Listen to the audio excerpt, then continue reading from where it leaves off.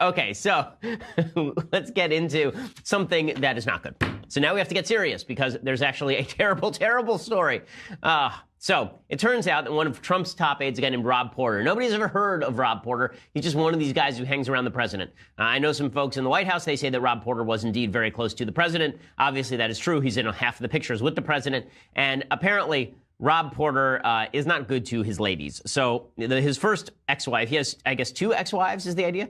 I don't know what it is about Trump and the people who surround him or who are his fans, but there are a lot of thrice married people, or at least twice married people, twice divorced people who surround President Trump. In any case, this one is actually not on Trump. Rob Porter was an aide to General John Kelly. He's seen as sort of his right hand, helping to ensure that the wrong people don't get into the Oval Office to talk to the President of the United States. Well, apparently, his first ex-wife is accused Rob Porter of spousal abuse, and there is a picture of this. Apparently, his first ex-wife is her name is Colby Holderness, and she spoke on the record to DailyMail.com about their 5-year marriage. Apparently, they met at their Mormon church in 2000 while they were in college. She says that he was never physically abusive until our honeymoon, and that floored me. And then she said, quote, he would throw me down on the bed, put his full body weight on top of me, then grind a knee or elbow into my body, expressing rage. She says the violence escalated to the point where Porter was choking her. Quote, it was not hard enough for me to pass out, but it was scary, humiliating,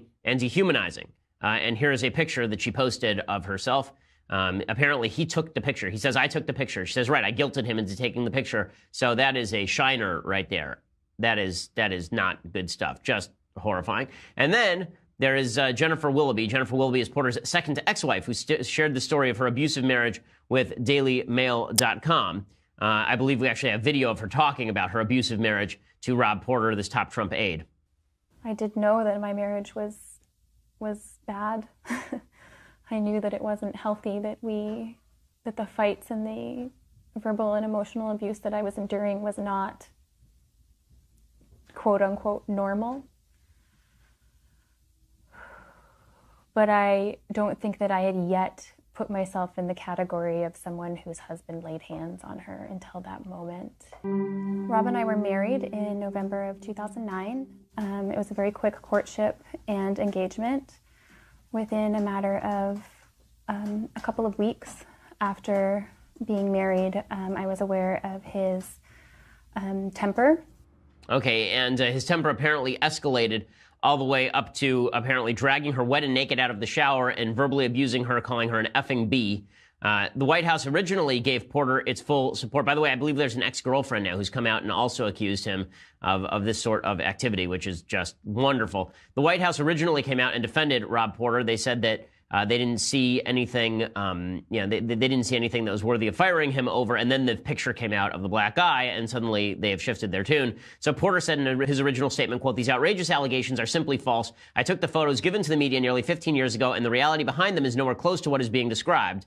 I'd like to hear, was she hit in the face by a door? Did she do that with makeup? Like, what happened? I've been transparent and truthful about these vile claims, but I will not further engage publicly with a coordinated smear campaign. My commitment to public service speaks for itself. I've always put duty to country first and treated others with respect. I am deeply grateful for the opportunity to have served in the Trump administration and will seek to ensure a smooth transition when I leave the White House. Apparently, originally, the answer from John Kelly was that he came to the defense, right? Originally, John Kelly's statement was that he stood by Porter. I'm trying to find the actual text. So let's see. Apparently, Kelly's original statement stated, quote, that Rob Porter is a man of true integrity and honor, and I can't say enough good things about him. He is a friend, a confidant, and a trusted professional. I am proud to serve alongside him. That's the quote that was circulating online as of last night before Colby Holderness's black eye came out. Then, of course, they shifted tune, and they decided that things had changed. The question is, what did they know and when did they know it over at the White House? Did they know all along this guy was an accused spousal abuser? He didn't have his FBI clearance, apparently, because of all of these allegations. Apparently, the first ex-wife called up the White House counsel, Don McGahn. That's what CNN was reporting, and actually told Don McGahn about this. It was never relayed to the president of the United States. CNN reported last night, quote, senior aides to President Donald Trump knew for months about allegations of domestic abuse levied against top White House staffer Rob Porter by his ex-wives. Even as Porter's stock in the West Wing continued to rise, multiple sources told CNN on Wednesday. Porter denied the allegations but resigned on Wednesday. A scramble ensued inside the West Wing to defend him when the claims became public this week. That effort continued even after his resignation. According to sources, this is CNN sources, so you have to take all that with a grain of salt. Obviously, they're not named. It says senior White House officials were aware for months of the allegations made against Trump's staff secretary. According to two sources, Trump himself first learned of the allegations this week, so it really wasn't Trump. He was upset when shown reports of the abuse. His daughter Ivanka was also deeply disturbed by the allegations, particularly the photographs. So apparently by early fall, it was widely known among top Trump aides, including Chief of Staff John Kelly, both that Porter was facing troubles in obtaining FBI clearance and that his ex-wives claimed he had abused them. So that's a pretty significant allegation that months ago, Kelly knew what was going on here, and he didn't do anything. Instead, Kelly and others oversaw an elevation in Porter's standing. That's a fireable offense, okay? If John Kelly knew that the guy who's getting closer and closer to the president of the United States was in fact an alleged spousal abuser who could not obtain FBI clearance, right? If that's the case, then not only is there no excuse for it, but Kelly needs to go, right? If Kelly knew that there was a guy who had 3 separate allegations of abuse against him and a restraining order taken out against him, and also I think that the police had slapped some sort of legal bar on him. In any case, if Kelly knew all of that and he let him get close to Trump, that's a dereliction of duty to protect his boss. As Allah Pundit says, Kelly and the White House counsel Don McGahn left Trump vulnerable by refusing to disarm the grenade. The Times of London, the New York Times, claims that Kelly was duped by Porter, but that excuse really only goes so far. It says 2 White House officials who asked not to be identified because they were not authorized to speak about the internal deliberations insisted that Mr. Porter had misled Mr. Kelly and several other aides about the severity of the allegations. He had portrayed the women as making up stories to cause trouble, and few, if any, aides in the White House considered conducting their own investigations to discover what might have taken place. In fact, it turns out that Rob Porter was apparently dating Hope Hicks, who's another top aide to the president. Hope Hicks has terrible taste in men, apparently. She also supposedly dated Corey Lewandowski, a married man, on the campaign trail. Corey Lewandowski, famous for grabbing Michelle Fields and then lying about it. So she has really top-notch taste in men, does Hope Hicks. She may be a nice gal, but she really needs to examine her choices in life better if all of this is true about Rob Porter. So, the rumor is that Kelly is going to pay for it. I doubt that Kelly is going to pay for it. More likely that they just claim that he didn't know in the first place that all of this was going on. But Sarah Huckabee Sanders essentially dodged the question. So Sarah Huckabee Sanders was asked about this, and she says that Porter made the decision to leave. Look, I think that was a personal decision that Rob made, and one that he was not pressured to do, but one that he made on his own.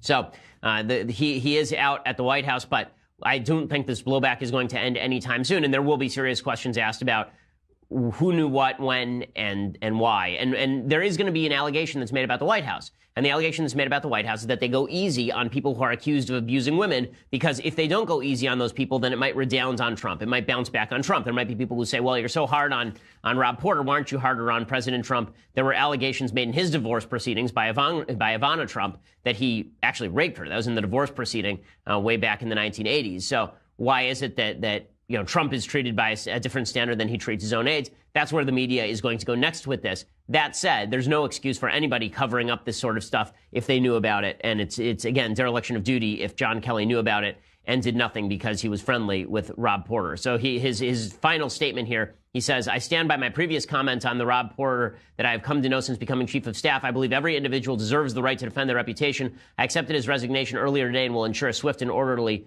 transition. He says, I was shocked by the new allegations released against Rob Porter. There's no place for domestic violence in our society, but I'm wondering exactly how that squares with I believe Rob Porter on virtually everything. Okay, there's no such thing as a good bipartisan budget deal. They're all garbage. Whenever there's a bipartisan budget deal, it means they're going to blow out the budget, because the truth is that what really drives our national debt and our national deficit are the entitlements. It is not military spending. It is not the ancillary spending. It is not foreign aid, right? There's a lot of waste and fraud and abuse in the budget, but when Trump said that he was going to cut the government down to size by whittling away at that, that's nonsense. The only way that you're actually going to cut the government down to size is to do something that no one wants to do. Now, look, it is politically unpalatable to talk seriously about what needs to happen with the American budget. The American budget breaks down heavily on the side of entitlement programs, right? Entitlement programs generate an enormous amount of the American budget every single year. Military spending only accounts for approximately 20% of the American budget. So the vast majority of the American budget every year is taken up instead by the entitlement programs that all of these people supposedly rely upon. Now, there's discretionary spending, right? Discretionary spending, a lot of that is defense and homeland security. So by 2015 standards, for example, the discretionary spending for defense and homeland security was 54% of discretionary spending, but that's not where the vast majority of the budget goes. If you look at the share of all spending, which is what we actually need to do, right? That's what we actually need to look at. 16% of all spending is military spending by 2015 standards. That'll probably rise to closer to 20% this year. The Health and Human Services Department, which means Medicare, right, that is 28% of all discretionary and mandatory spending. 25% of all discretionary and mandatory spending is Social Security. That means that nearly 60%, right, that's 53% of all spending in the budget is just from Medicare and Social Security. And that doesn't count welfare programs, food and agriculture, which is really the food stamp program. That's 4% of the budget. Education's another 3% of the budget.